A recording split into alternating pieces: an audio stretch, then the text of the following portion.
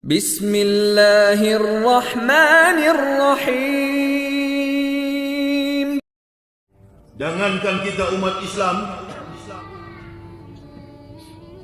jangankan kita kaum mukmin, orang kafir yang ada di belahan dunia dalam kategori kaum saintis, orang-orang ilmuwan yang menerjemahkan konteks kehidupan keilmuan mereka sesuai dengan apa yang tertuang dalam kitabullah Al-Quranul Karim, memuji akhlak dan moral etika yang melekat di dalam diri Rasulullah Muhammad sallallahu alaihi wasallam. Terima kasih yang sebesar-besarnya kepada takmir masjid, badan kemakmuran masjid, panitia masjid Jami Atus Sahidin yang sudah mengundang kami dan jamaah untuk hadir pada malam hari ini. Kita baru-baru dikejutkan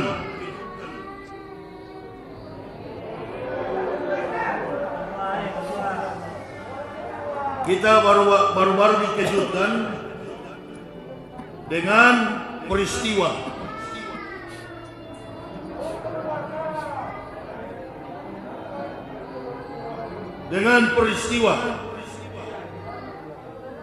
demonstrasi berjilid-jilid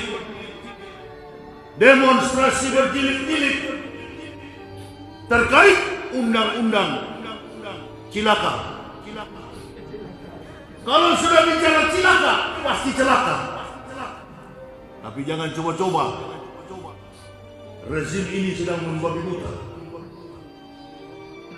Kita puji saja ini Joko Widodo, presiden yang paling hebat dalam sejarah presiden, Joko Widodo. Jangan dilawan, dipuji. Karena kita sudah sering melawan. Dipuji-puji saja. Saking hebatnya beliau, Allahu Akbar. Dan jajaran kabinetnya setiap hari ribut. Betul apa betul? Setiap hari ribut. Dari Sabang sampai Merauke, masyarakat Indonesia ini hidup dalam ketertiban, hidup dalam ketaatan kepada konstitusi negara, hidup dalam satu lingkaran kekuasaan kekuatan Allah bagi yang beragama Islam. Taat. Orang melakukan tindakan kriminal karena aspek sosiologi budaya yang sudah merajai dalam konstruksi kehidupan masyarakat yang bersifat individu, rumah tangga, bermasyarakat, berbangsa dan bernegara. Yang anehnya bukan masyarakat yang bikin ribut. Setiap saat pejabat-pejabat membuang pernyataan di publik, itu menjadi keributan. Termasuk yang paling mengemuka, menyeruak di publik adalah persoalan undang-undang cipta kerja. Ini undang-undang betul atau tidak, nggak ada urusan dengan rumus dakwah, nggak ada urusan. Kami para ustadz ini kalau berdakwah mengkritisi pemerintah bukan dalam konteks etos dan kinerja pemerintah. Garis bawahi. Sekali lagi, kami para ustadz, para mubalik mengkritisi pemerintah bukan dalam konteks etos kinerja pemerintah. Karena kami bukan oposisi. Karena kami bukan bagian daripada pemerintahan. Kami bukan legislator, kami bukan yudikator. Kami adalah pendakwah. Kalau kami mengkritisi pemerintah, kami mengkritisi sikap dan akhlak manusia, berarti berhubungan dengan kezoliman. Garis bawahi itu. Nah, maka yang menghukum kami harusnya bukan undang-undang negara, bukan pasal-pasal yang tersusun atas rangkaian kemampuan, kekuatan, imajinasi, yuridis manusia. Bukan. Yang menghukum kami adalah hukum vertikal.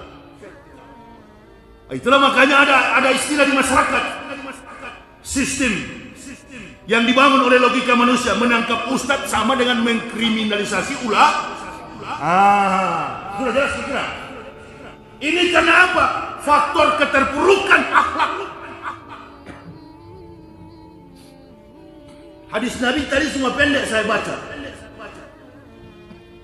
Hubud dunia, ra'su kulli khati'ah. Cinta kepada dunia adalah akar dari segala kejahatan, akar dari segala dosa. Entah dia kafir, entah dia mukmin, kalau sudah mencintai dunia, insya Allah, baik dalam pikiran benak hatinya, semua yang menjadi tujuan hidupnya adalah dosa. Baik dia kafir maupun dia mukmin. Maka jangan heran ada orang Islam yang berakhlakul kafir, ada orang kafir terkesan berakhlak Islam. Susah membedakan mana kafir, mana mukmin di akhir zaman ini. Orang mengaku Islam bersekongkol dengan kafir untuk sama-sama menghancurkan Islam.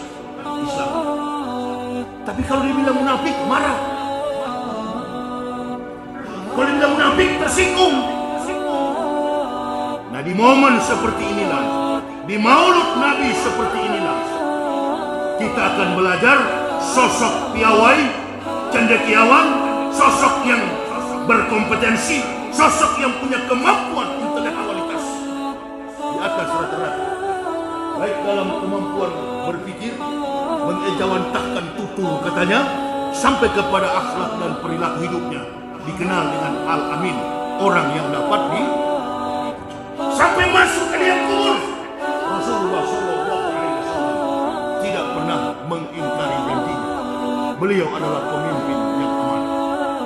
Beliau adalah pemimpin yang jujur dalam tutur katanya, sikap, bahkan perilaku setiap hari.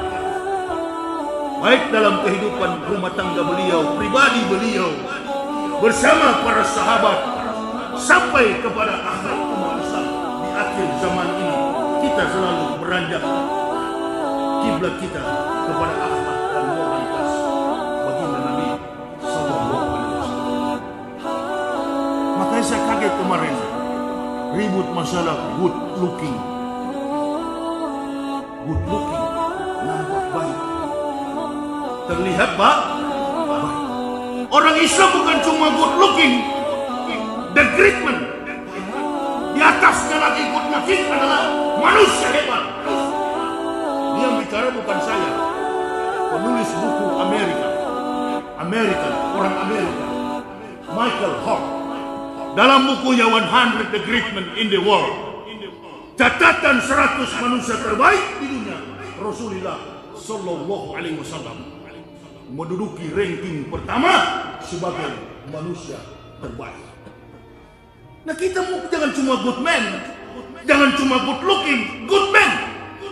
Kalau cuma good looking, di luar terlihat baik, di dalam munafik. Oh, kalau cuma ngaku Islam gampang kok.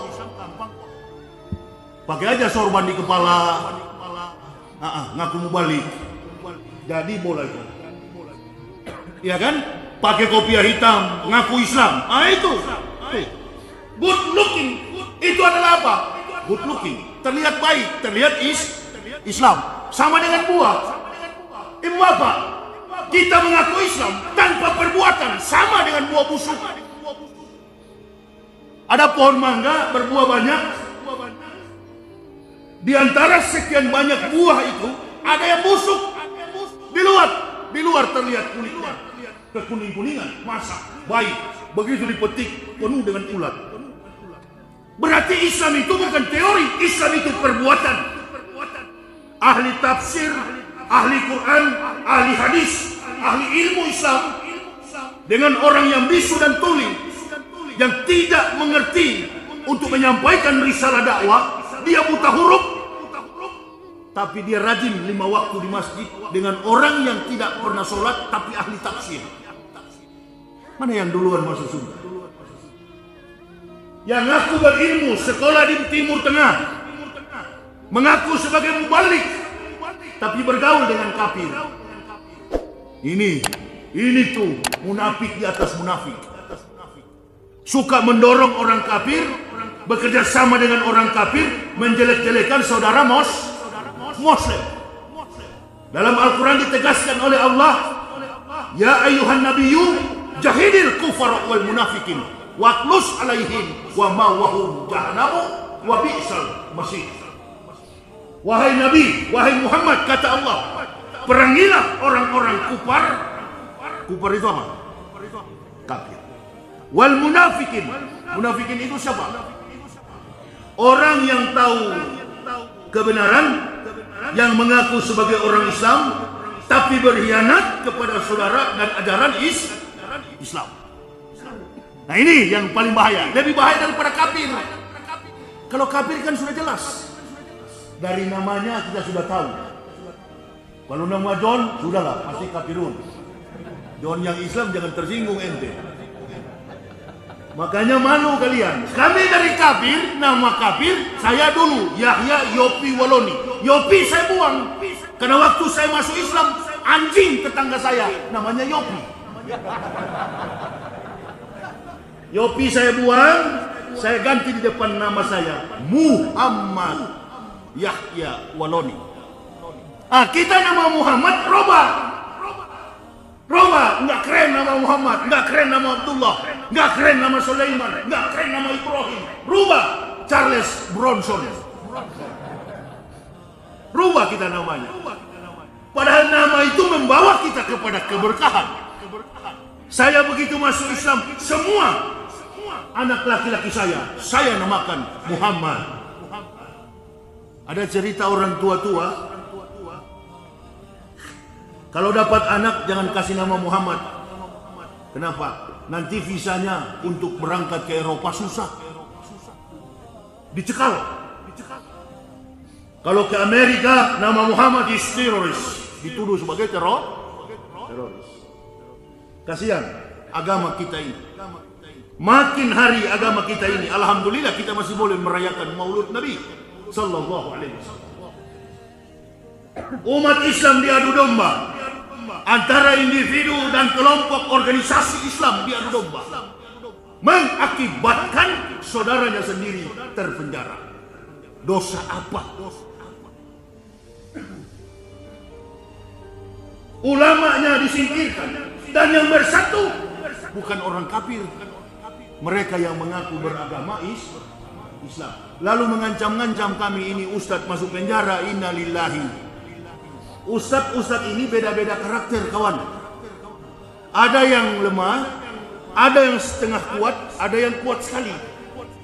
Ada yang pasrah, ada yang tidak membantah, ada yang melawan. Ada yang ditangkap pasrah, ikhlas, tidak melawan, tapi ada yang melawan. Semakin kami diancam, bukan semakin kami takut. Kami yang mengajarkan Bapak Ibu, saudara-saudaraku dan manusia di seluruh dunia tentang jalan ke surga. Rasulullah Sallallahu Alaihi Wasallam di satu kesempatan pernah didatangi oleh malaikat Jibril alaihissalam. Assalamu alayka ya Nabi Allah. Assalamu alayka ya Rasul Allah. Ada apa wahai Jibril? Tanya Rasulullah Sallallahu Alaihi Wasallam. Wahai Muhammad, Allah Subhanahu Wa Taala mengirimkan salam. Salam apa wahai Jibril saudaraku? Mintalah wahai Muhammad apa yang engkau kehendaki. Gunung di sana, mintalah untuk menyertaimu dalam perjalanan hidupmu, akan dirubah oleh Allah. Kata Rasulullah, gunung jadi emas. Aku tidak meminta apa-apa. Wahai Jibril saudaraku, berikanlah itu kepada orang yang tidak punya harta. Minta apa yang engkau inginkan wahai Muhammad. Ketahuilah Jibril saudaraku, berikanlah harta itu kepada orang yang tidak punya negeri. Berikanlah itu kepada orang-orang miskin yang tidak punya harta. Antum yang kelihatan hidupnya melarat miskin, tapi antum jujur kepada agama ini, antum kaya. Amin ya Allah ya Rabbal. Antum kaya, antum punya pangkat, jabatan, kedudukan. Dasar munafik.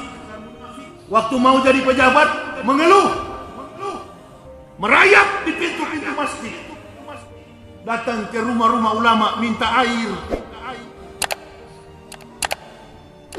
Assalamualaikum Kiai. Waalaikumsalam munafik. Namanya Kiai kan pasti tahu. Ini dia belum munafik dia. Datang ke masjid, cari suara, pikul tikar sembahyang. Mana imam di sini? Mana BKM-nya? Saya Pak. Nih nomor urut saya. Nih 50 juta tikar sembahyang. Ramai-ramai imam dan jamaah mendoakan. Allahu Akbar. Jadi anggota DPR. Jadi pejabat. Jadi menteri. Jadi presiden. Karena doa para ulama dan doa bid'awatil fuqara'i, doa orang-orang miskin. Diundang di dalam masjid, disuruh tampil berdiri. Panitia sudah kerjasama dengan Ustadz. Tolong, ini Bapak mau calonkan diri jadi bupati, tolong diumumkan. Dan memang betul, jadi pejabat. Jadilah pejabat. Begitu sudah menjabat, datang orang kafir. Saya lihat ini Ustadz ini kayaknya tidak bagus. Kamu kalau mau naik pangkat, naik jabatan, cobalah tolong kita ini. Kamu kan mengerti Islam.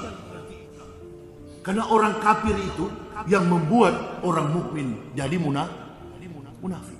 Terjangkit. Satu kali kita munafik, nggak boleh dikuburkan. Itu menurut Allah dalam Al-Quran. Satu kali antum munafik terhadap agama ini, antum yang sudah Islam, tidak bisa dikuburkan. At-Taubah 84. Nabi Muhammad SAW dilarang oleh Allah mensolatkan salah seorang yang mati dari kalangan orang munafik. Jadi saudara tandai di televisi itu yang munafik. Kira-kira kalau dia mati siapa ustadznya? Ustadz yang menguburkan juga sama-sama munafik.